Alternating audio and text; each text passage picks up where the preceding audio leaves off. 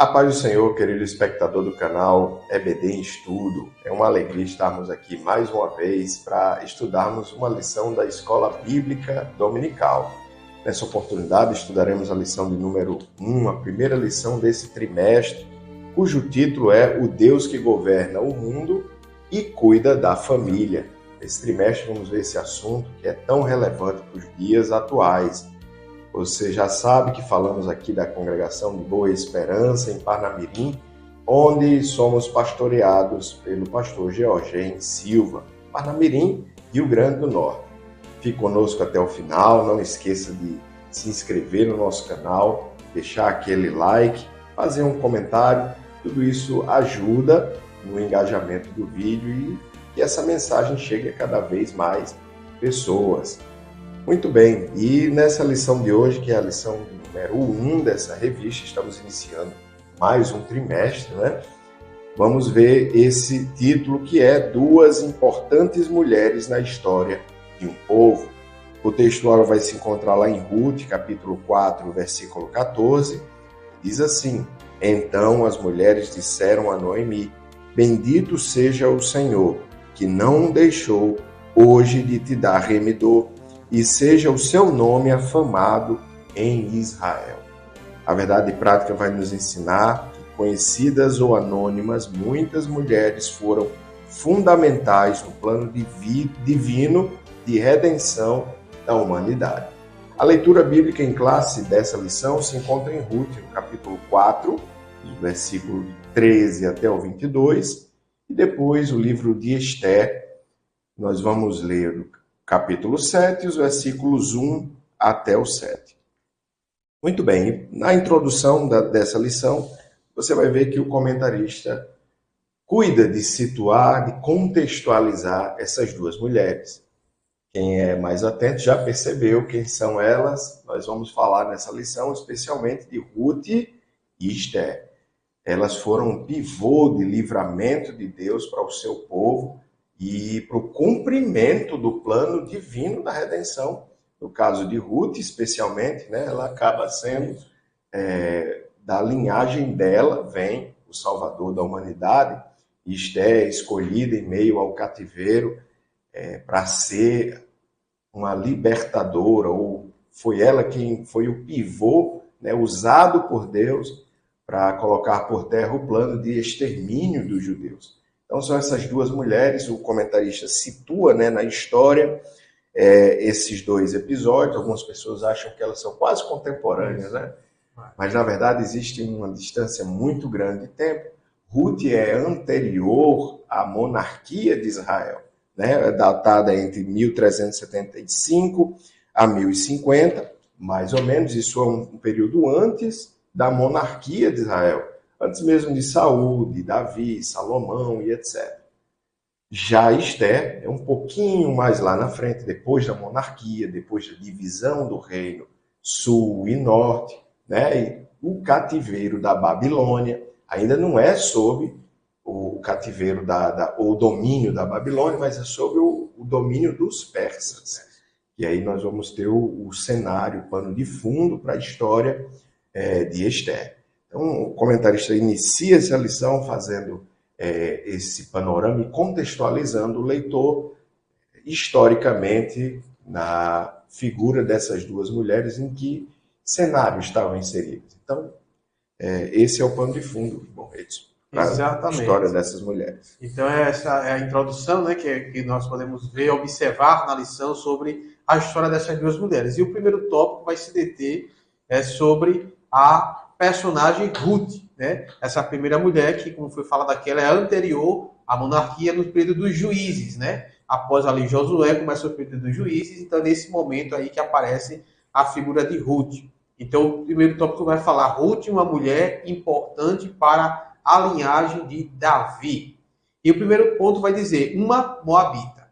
Então, descendentes de Moabe, quem são os moabitas? É um descendente de Moabe, que é um dos filhos de Ló, né, que teve ali com a sua filha mais velha. Né? Tivemos ali Amon e tivemos Moabe. E Ruth lá vem justamente dessa linhagem. Então, de certa forma, há um parentesco ali entre o povo judeu, né, na linhagem de Jacó, com os moabitas, uma linhagem considerando que Ló é parente também ali, né, que veio junto de Abraão até a terra dos cananeus. Então, uma moabita, né, então são os descendentes de Moabe, né, com a sua Ló, com sua filha mais velha, como eu acabei de falar, e por muito tempo é um povo que foi hostil ao povo de Israel. Houve muitos problemas entre os moabitas e o povo de Israel, né? Um povo pagão, em sua essência, um povo qual adorava vários deuses, né? Havia várias divindades nesse território de Moabe, certo? E onde é que se encontra atualmente? Hoje é onde se encontra ali a leste do Jordão, no Rio Jordão, onde hoje está ali o país da Jordânia. Então, se quisermos situar na atualidade a região de Moabe, né, é onde ali hoje uma parte do país de Jordânia é onde se encontrava naquela época a terra de Moabe.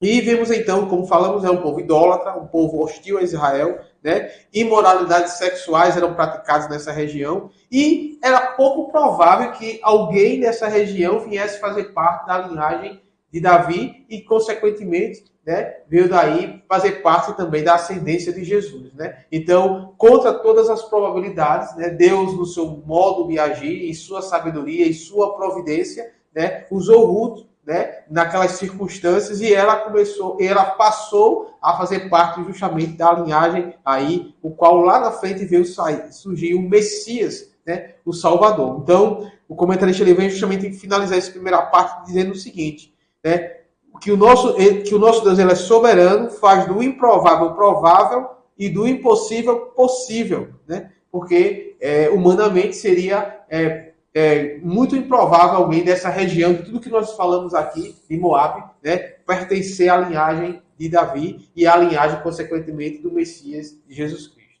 Exatamente. E se a gente vai entrar no ponto 2, que é justamente a família belemita, né? Vai observar isso. É tudo muito profético, queridos, que cerca a história de Ruth, né, e a forma como tudo aconteceu, é tudo muito profético. Belém vem do hebraico Bethlehem, casa do pão, de onde vem o Salvador do mundo, que declara ser o pão da vida, né? E de Belém, de Judá. E é tudo muito profético, né? E nesse cenário nós vamos ver aqui que eles eram filhos de Eli-Melech. Isso também é profético, porque significa El-Melech. Ele é meu Deus, meu Deus. Era o marido de Noemi. Então, nós observamos que tudo isso é muito profético, apontando para Cristo, desde a fome e a redenção lá na frente pelo parente mais próximo. Eles eram belemitas. É curioso observar que na terra do pão havia fome. Né? E foi a fome que os levou a descer a terra dos moabitas, como nós já vimos, e lá eles tiveram que conviver com o pecado, a prostituição, a idolatria, mas uma coisa que se observa, olhando para esse princípio aqui da história, é que eles não se corromperam. Uma família que não se corrompeu e conseguiu converter o coração das noras que seus filhos acharam lá. Nós vemos que Ruth disse abertamente, né, que onde ela morresse, a sua sogra, ela também morreria. E o Deus dela também agora seria o dela também. Ela foi convertida por uma família que não se corrompeu, porque poderia ter acontecido o contrário, né, de morrer. E belemitas que eram lá, era muito fácil adotar os costumes daquela terra para se integrar, para se integrar na sociedade, mas o que nós percebemos é que mantiveram a fé, mantiveram seus costumes, a fidelidade e, na verdade, converteram as duas mulheres que eram moabitas e elas voltam, então, para Israel depois desse período que Noemi passa ali nessa terra. Exatamente. Então, vimos então que as duas mulheres, né, Orfa e Ruth, né, ali que se casaram com os filhos, né, daquele homem de Elimeleque que veio de Belém, né, após o falecimento deles, Noemi ela retorna para a sua terra ao saber que a fome tinha passado, e é justamente esse o terceiro tópico, matrimônio e maternidade. Então, Ruth também volta, como foi dito, ela escolheu, né, seguir Noemi, né, adotando aí os costumes, né, o próprio Deus de Noemi seria o Deus dela também, né, mostrando a sua conversão, tá, ao Deus Todo-Poderoso. E ao retornar, vemos nessa parte então que ela vai se casar com um dos parentes, né, do seu sogro, Boaz. Né? E aí, lá na frente, ao longo de toda a lição, haverá mais detalhes sobre isso. Essa lição é apenas uma introdução geral. Né? Então, vemos que com esse casamento ele vai ter um filho, que é Obed, e Obed ele é avô de Davi. Né? Obed gera Jessé, Jessé Davi. Então, observa-se aí então, que Ruth ela vai se tornar a bisavó, né, de Davi, numa genealogia. Então, mostra aí, justamente, quando ela vem se casar com Boaz, ela vai ser introduzida, vai ser uma das ascendentes de Davi e, consequentemente, também de Jesus, considerando que Jesus também é da linhagem davínica, né? Então, vem mostrar justamente esse plano divino, né? A fome que tirou aquela família para Moab teve um propósito, o qual então trouxe essa mulher que veio fazer parte de outro propósito, né? E aí ela entrou, esse exemplo, né? Esse exemplo de mulher, né, na Bíblia, veio aqui, veio trazer aí ela para a linhagem de Davi, a linhagem de Jesus, cumprindo aí todo o plano de Deus, né? A sua vontade, né? Como podemos ver. Então, vimos então nesse tópico justamente essa mulher moabita contra todas as possibilidades, né, de se corromper. Ela resolve adotar o Deus de Israel, volta com sua sogra e acaba se tornando parte aí da linhagem de Davi, né, fazendo parte de todo o plano também da salvação. Muito bem, nós chegamos assim no segundo tópico. É como o irmão Edson falou, nós vamos entrar em mais detalhes, né, na vida tanto de Ruth quanto de Esther ao longo das próximas lições, e não precisa ter pressa, né? Temos o trimestre inteiro para ver aspectos ainda mais profundos da história de cada uma delas. E no segundo tópico dessa lição, a gente já vai falar sobre Esther, a mulher que agiu para a sobrevivência dos judeus. E vejam só o que 5 séculos depois acontece. Mais uma vez, nós vemos Belém aparecendo na história, mais uma vez, a terra do pão, né? A terra da provisão. Pão fala de provisão, fala de cuidado. E uma das coisas que vai se ver nesse trimestre é justamente o cuidado de Deus com os aspectos gerais. Ele não perdeu o controle do mundo, muito menos das nossas vidas e das nossas famílias. E Esther é levada no cativeiro, né? Aí já falamos que não é sob o domínio da Babilônia, mas já da Pérsia, né? Nesse contexto que acontece o livramento, mas tem algumas coisas importantes para saber. Primeiro que o nome hebraico de Esther é Hadassa, né? Que traduzido literalmente era o nome de uma folha, né, a murta, ou um tempero. Eu, honestamente, não conheço a murta, mas esse era o nome dela, né, e era literal. Né, a tradução literal, Hadassa, é para esse vegetal, né, essa planta. E ela ganha esse nome, olha só que curioso, né, Esther, que é a raiz, né, de muitas línguas para a palavra estrela. E é o significado para esse nome que ela recebe na Pérsia, né, na língua persa, que seria algo mais como Stara. Se a gente olhar para o inglês, português, espanhol, muitas línguas têm na raiz da palavra estrela essa palavra, né, rudimentar, Stara, da língua falada pelos persas. E depois vai dar origem também à língua dos árabes. Agora me escapuliu o nome. O Irã? Não, a língua dos árabes. O árabe? Meu Jesus, agora escapuliu, querido, da mente. Você tem o hebraico e a língua dos árabes. Enfim, de onde sai a raiz, né, para essa palavra, para muitas línguas, era a língua falada pelos persas, né? Que mais tarde seria a língua adotada em todo o mundo árabe. E esse reinado acontece 500 anos, né, depois de Ruth, Nós vamos ver aqui o fim do cativeiro babilônico foi decretado por Ciro, rei da Pérsia, no ano 538. No entanto, a maioria dos judeus permaneceu na Babilônia sob domínio persa. Vamos lembrar que Isaías citou Ciro não durante, mas muito antes, né? Deus cita pelo nome. Ele fala de Ciro como sendo seu servo. Se nós olharmos o comentário da Bíblia Pentecostal, vamos observar que não é porque Ciro fosse fiel a Deus, mas é Deus demonstrando que todo o poder, na verdade, em última instância, está sujeito a ele. Não é porque Ciro era fiel a Deus ou porque Deus se agradava dos caminhos de Ciro que ele o chamou de servo, mas foi uma relação de obediência dele, expondo que, na verdade, até o rei da Pérsia estava sujeito ao domínio de Deus. E isso fica muito patente quando nós vemos ele estabelecer o decreto que permitiria o retorno de parte da população judaica do cativeiro depois de tantos anos, né? Foram 70 anos na Babilônia e depois, sob a Pérsia, ele emite esse decreto finalizando esse cativeiro. Exatamente.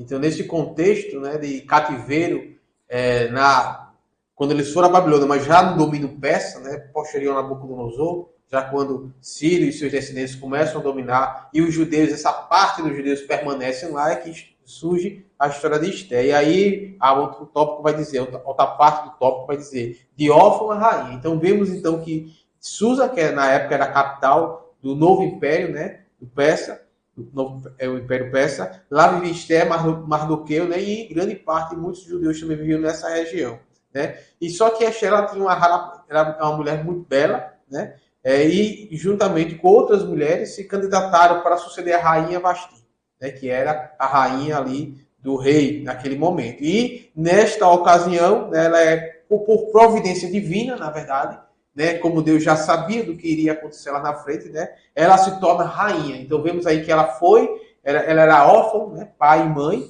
né, ela não tinha, mas mesmo assim, numa situação de dificuldade, né, principalmente naquela época, Deus a escolheu, né, dessa situação de dificuldade e passou a se tornar uma posição de destaque, de rainha, né. Então, com essa posição, ela foi capaz, né, agindo logicamente com sabedoria, né, guiado por Deus, ela livrou, né, o seu povo de um decreto que iria levá-los todos à morte, né? Então, ela com sabedoria, né, ela agiu e conseguiu livrar, né? E aí ele vem finalizar o seguinte, esse tópico: ainda que o nome de Deus não se encontre no livro de Esté, né, isso aí é um detalhe que no livro não aparece a nomenclatura, né, de Deus, né? O mesmo não se pode dizer de sua mão, guiando minuciosamente os fatos que culminaram na libertação de seu povo. Então, embora o nome não se encontra no livro de Esté, mas a ação de Deus ela é bem presente em todos os acontecimentos, né? Em todos os detalhes. Vemos então a mão de Deus agir, né, concedendo livramento ao povo dele através de Esté, né, que era órfão, né, era cativa, né, do povo cativo, que naquele momento era liberto pelos persas, e ela torna-se rainha, e com essa posição consegue fazer a libertação, né, do seu próprio povo. Exatamente. E assim a gente chega no segundo ponto, né, desse segundo tópico, no terceiro ponto, né, desse segundo tópico, no campo ou no palácio. Assim como Ruth, Esté é um exemplo inspirativo do quanto valem a fidelidade e a confiança em Deus, seja qual for o contexto em que vivamos. Uma coisa muito inspiradora na história dessa mulher é como ela se mantém humilde, mesmo depois de assumir uma posição de elevada relevância no Império Persa. Muitas pessoas leem a história sem se dar conta de que ela foi elevada à condição de rainha do império daquele tempo, né, que era grandiosíssimo, e ela foi levada à condição de rainha, mas nessa condição ela mantinha contato com o seu com seu padrasto, ou quem a criou, ela o considerava como pai, né? Ela era órfã, e nós vamos ver que ela pede conselho, ela se sujeita, ela obedece. Ele manda um duro recado para ela, dizendo: olhe, não pense que por estar no palácio você vai escapar da mortandade dos judeus, você ainda é judia, e se você não agir em favor do povo judeu, Deus vai levantar outra pessoa, né? Embora o nome de Deus não apareça ali, Isso. né? Mas esse puxão de orelha é dado por um parente, é a rainha, e mesmo assim ela humildemente acolhe, acata, e em resposta àquela admoestação, né, de Mardoqueu, ela diz que vai jejuar, pede que também se jejue em favor dela, o povo, que ela vai entrar na presença do rei, vai interceder, e se deixar ser usada por Deus para que aquele livramento do povo judeu fosse operado. Mas isso é maravilhoso observar. Ela poderia ter se esquecido das suas origens e, muito mais ainda, ter deixado de se sujeitar a quem a criou, mas nós vemos isso no caráter dela. A posição que ela assumiu não mudou o seu caráter. E ela continuou humilde, ouvindo e se sujeitando aos conselhos e pedidos de Mardoqueu. Exatamente.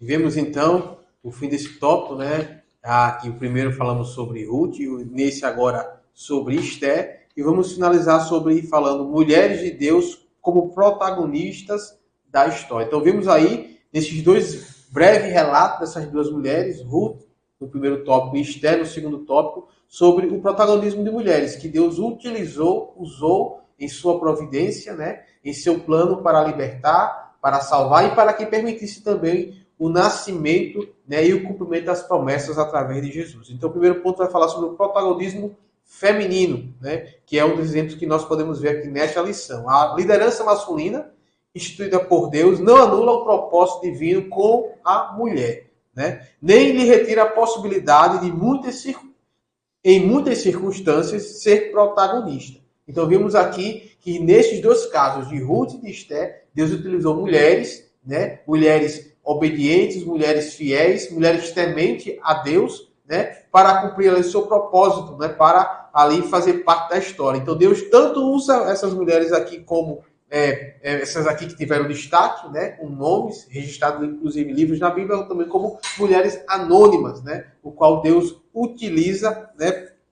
De acordo com o seu propósito. Isso não implica, todavia, a necessidade de confundir ou inverter os papéis entre homem e mulher. Né? Os exemplos de Ruth e Esther são eloquentes nesse sentido. Né? Não foi a altivez, mas a humildade, a submissão, a obediência que tornaram tão relevante a vida dessas mulheres. Então, vimos aí o seu comportamento, a sua atitude, mediante a situação, nas circunstâncias. O caso de Esther, mesmo sendo nesse segundo momento já como rainha, né, numa posição elevada, escuta ali aquele pedido e reclamação ali de seu parente, né, e humildemente ela vai se comportar, vai aceitar e vai agir em prol do seu povo. Então vimos aí como essas mulheres se comportaram, as atitudes, né, o qual permitiu e possibilitou que Deus a utilizasse, né, de acordo com o seu propósito, né, o seu propósito em cada uma daquelas circunstâncias.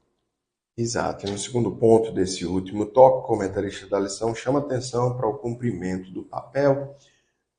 E aqui ele vai destacar o testemunho que Noemi dá acerca de Ruth como esposa. Lá em Ruth, no capítulo 1, no versículo 8, fica registrado o reconhecimento de Noemi sobre o comportamento, sobre como exerceu o papel Ruth, né, a sua nora.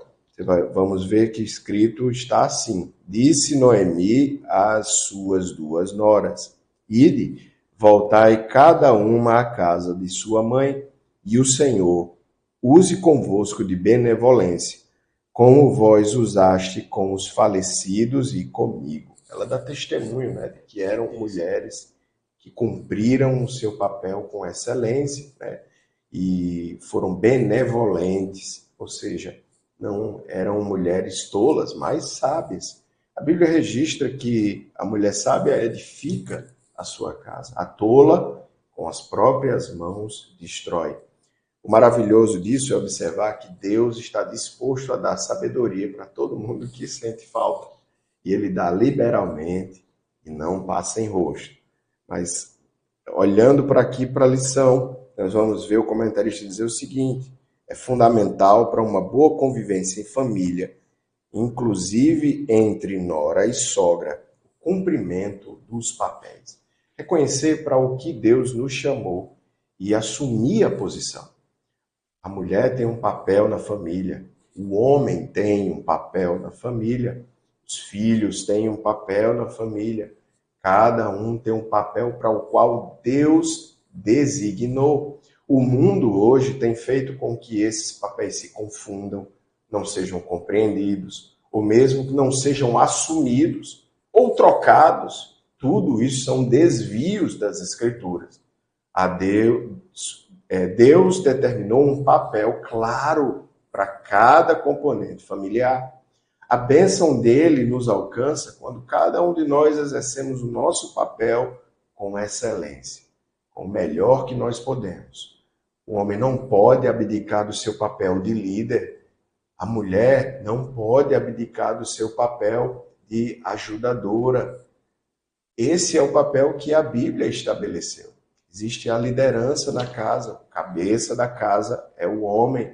Isso pode parecer antiquado, quadrado, mas é a Bíblia. E parece assim porque Satanás cuidou para distorcer isso. O homem deve amar a sua esposa como Cristo amou a igreja. E esse é o desenho que Deus deixou para a família.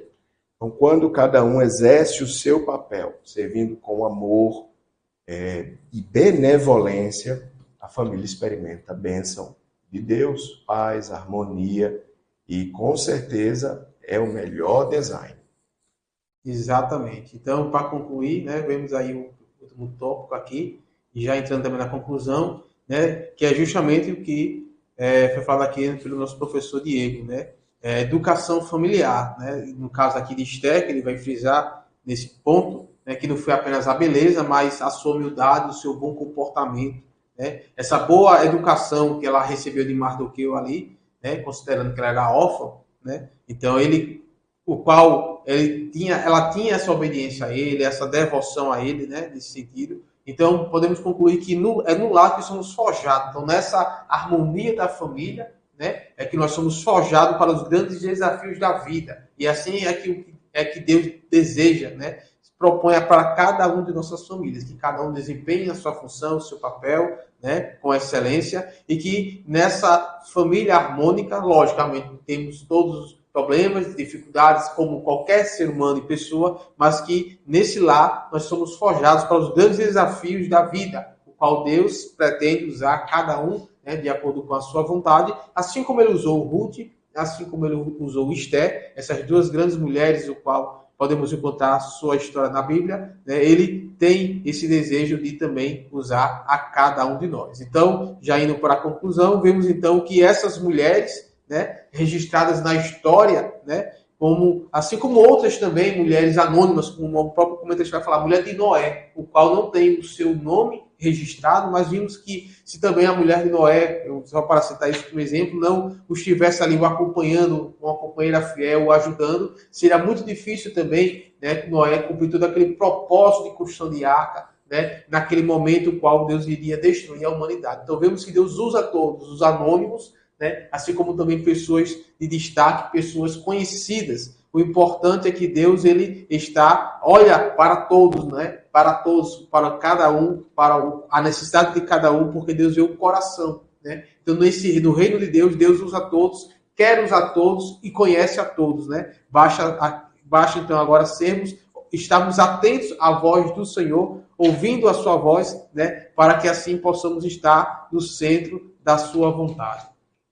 Exatamente. E o comentarista conclui essa lição dizendo assim: o que importa não é o quanto a pessoa aparece, pois o Senhor olha para o coração.